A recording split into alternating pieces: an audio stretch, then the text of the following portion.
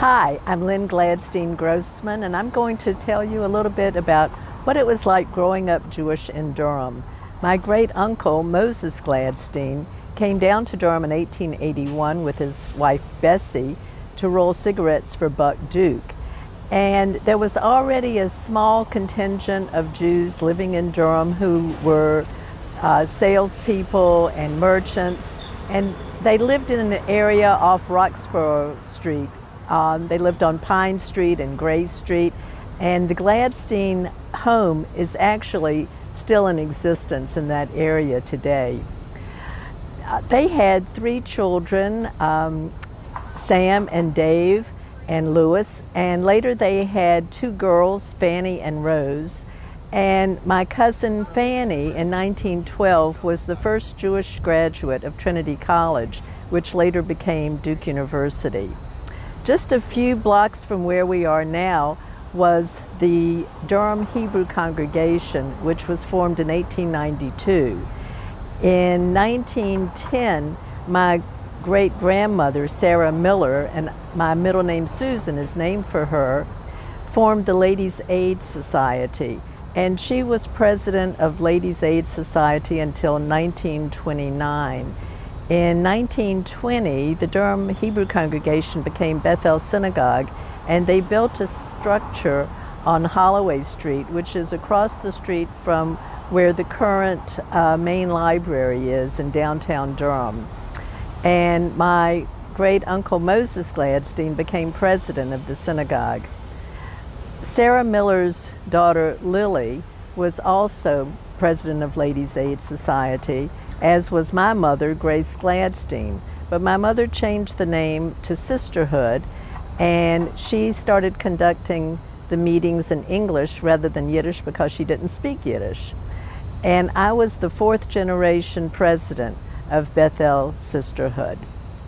Later, Bethel moved to Watt Street, where I was the 2nd girl to be bat mitzvah there.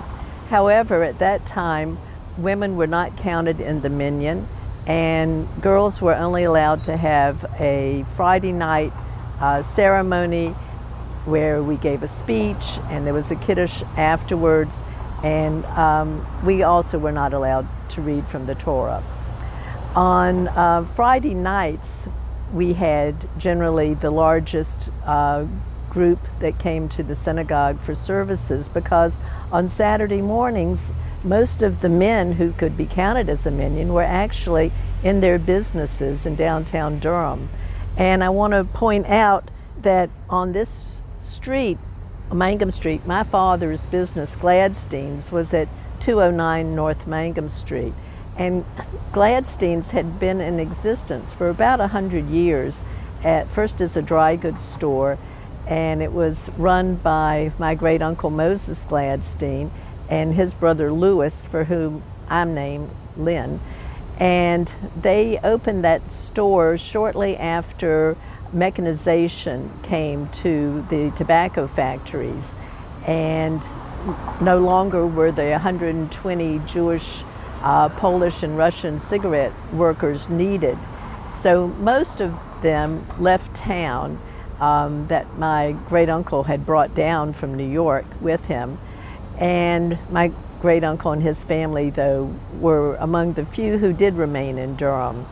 So my father bought his store, Gladstein's, from his father, Louis, after he and my mother, Grace, were married in the 1930s.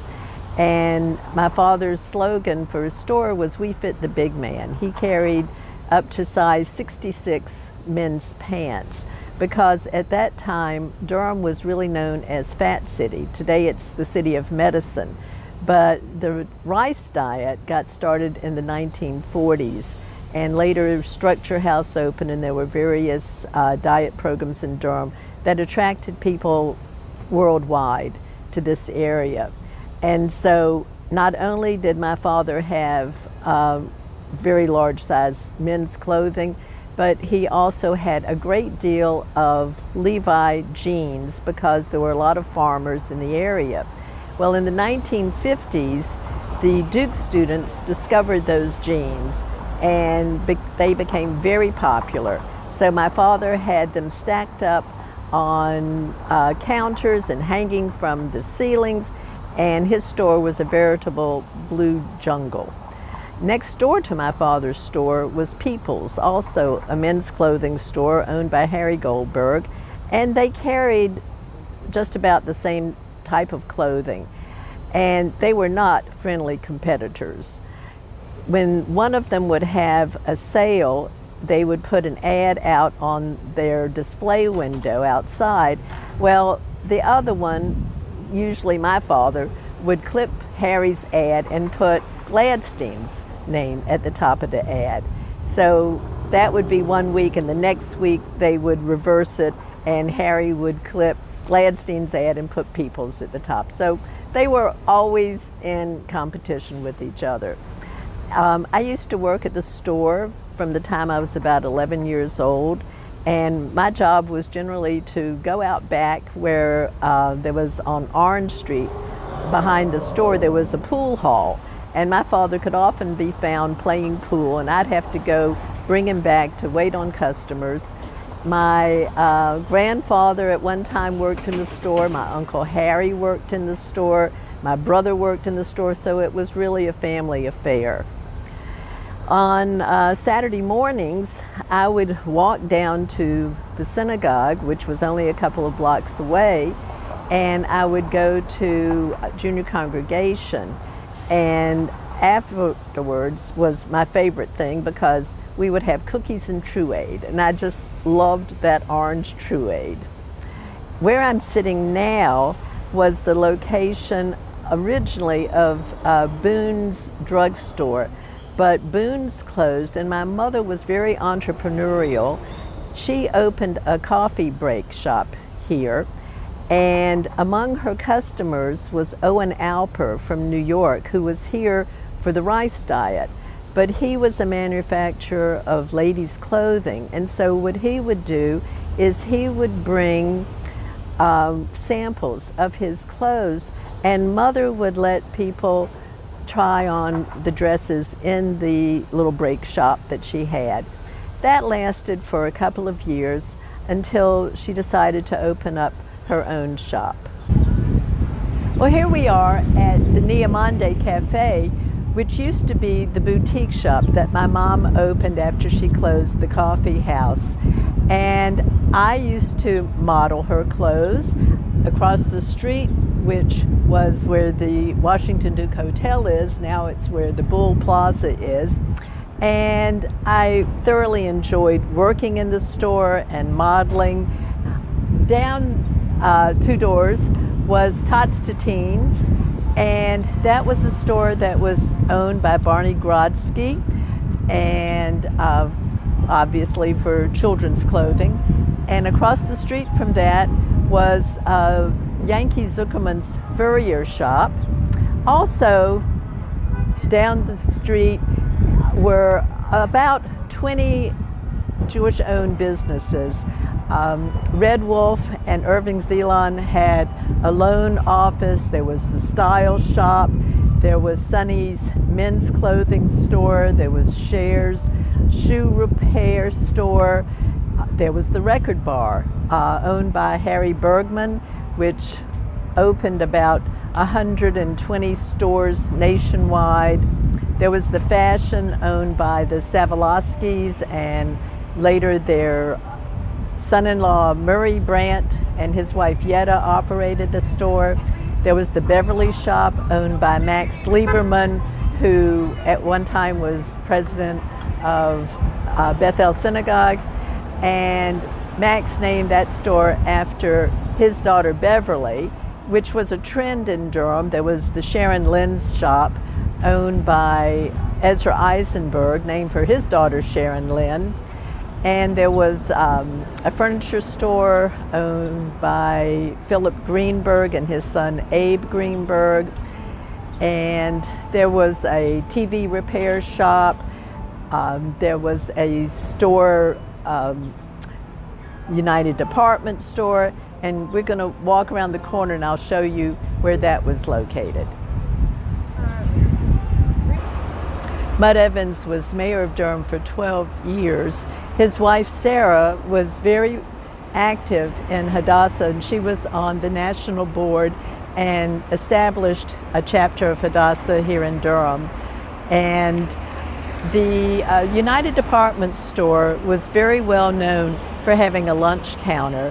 However, Mud Evans wanted to have everyone able to eat at his lunch counter, and so since there was a Jim Crow law that blacks and whites could not eat together sitting down, he removed all the stools from his lunch counter so that everybody was welcome to eat there. And this little park is in honor and memory of Mud Evans and his legacy. Thank you so much for joining me today on this tour of downtown Durham and the story of my family and the other Jewish business owners who helped develop Durham into the city it is today.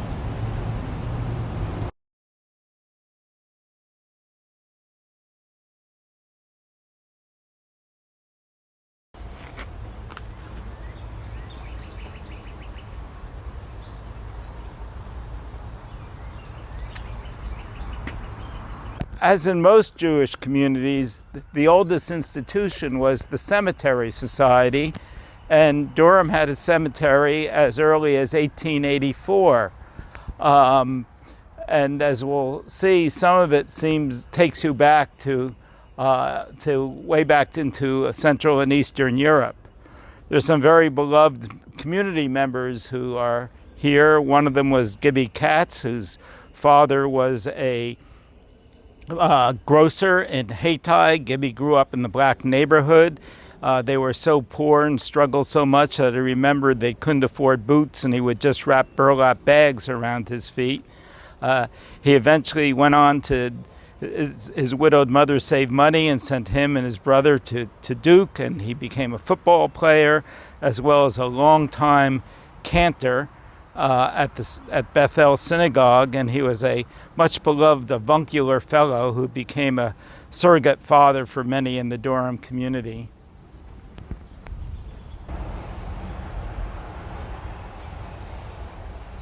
If we go here, we feel like we literally are being taken back to another century or two, and even to another country.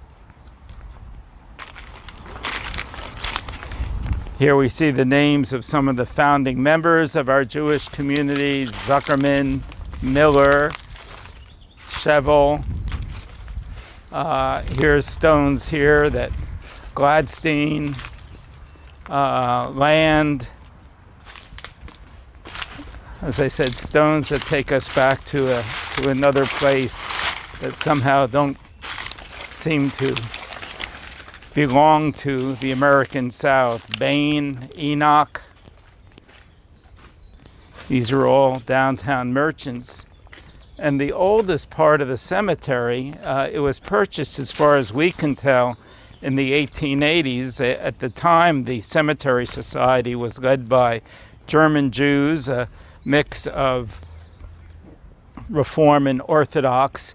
It was the death of children that necessitated the purchase of a cemetery, and we can see their stones. Unfortunately, their names have eroded away, buried here. And if we look down here, as I said, it seems to take us back to another time and place.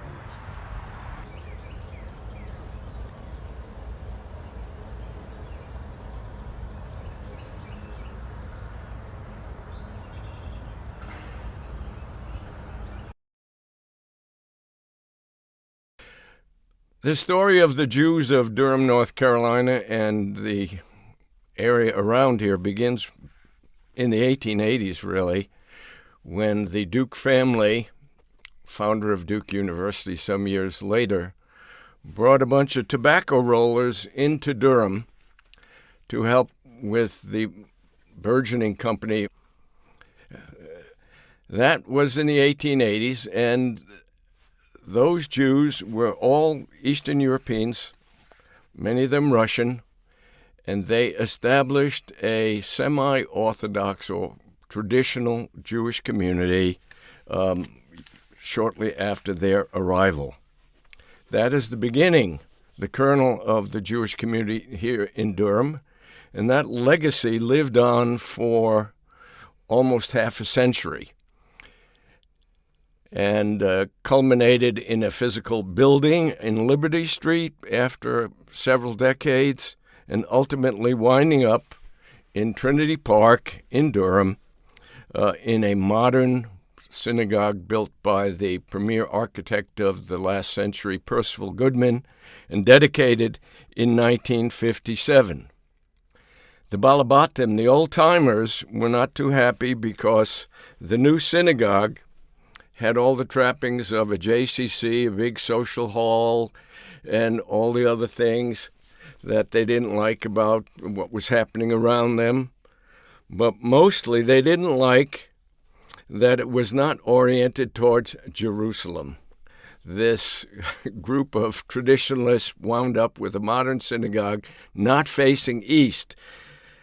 And it took basically till the eve of the pandemic that Beth El corrected it when it did a full-scale renovation of its premises that is now the welcoming environment that is Beth El, 430 families strong to this day, and even much more modern than the 1957 community.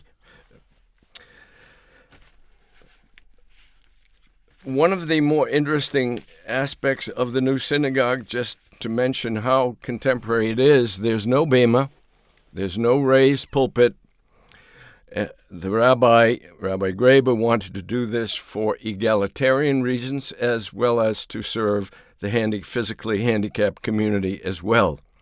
The Jewish community was not always just confined to the Beth El conservative community, though its rabbi for 30 years was Reconstructionist originally, and before that all of them were Orthodox trained.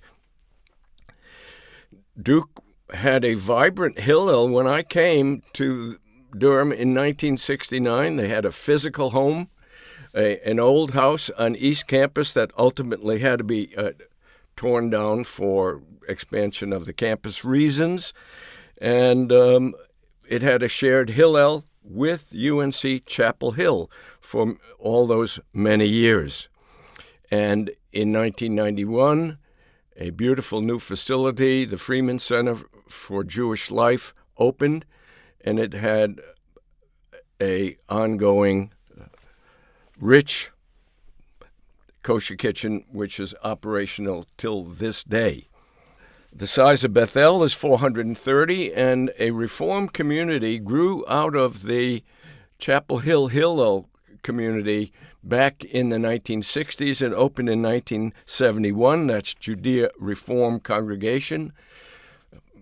Now the largest congregation in the area. It has 630 family units in it and is next to our dynamic JCC, formerly organized in the 1960s as the Durham Chapel Hill Federation of Jewish Charities, now called Jewish for Good.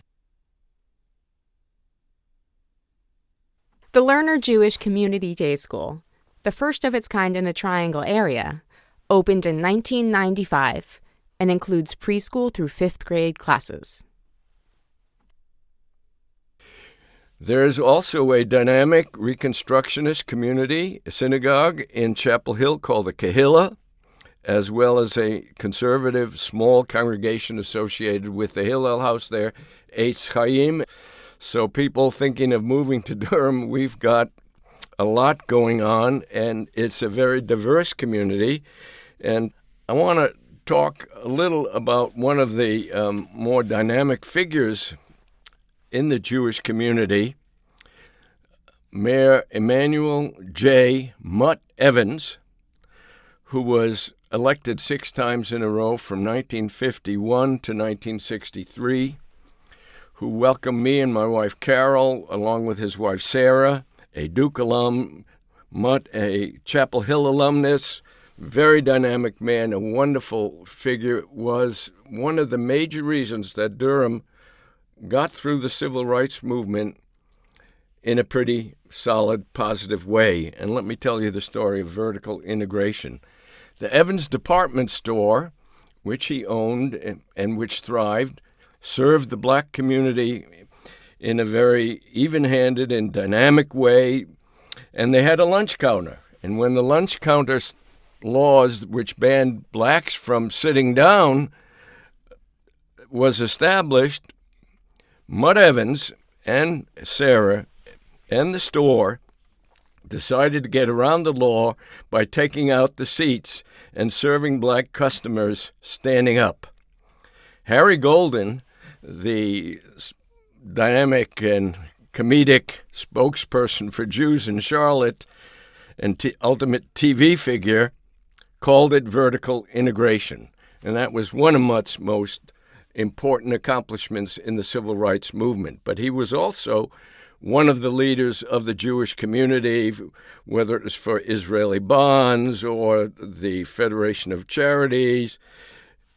Mutt was there along with Sarah, and the two of them in 1972, or actually before, when I came here, approached me to establish a Jewish studies program, and we did that. Hadassah was always strong in this community, led by Sarah Evans, and she was one of its most ardent advocates. But there are other organizations here that I would not want you to miss out on. One is our heritage group, Jewish Heritage North Carolina, that's bringing you this video. And we've been here doing our thing for over 30 years, believe it or not. We've had an exhibit in the History Museum. It's traveled around the state. We've made a film. Leonard Rogoff has written several books on the history of North Carolina, and we're flourishing once again.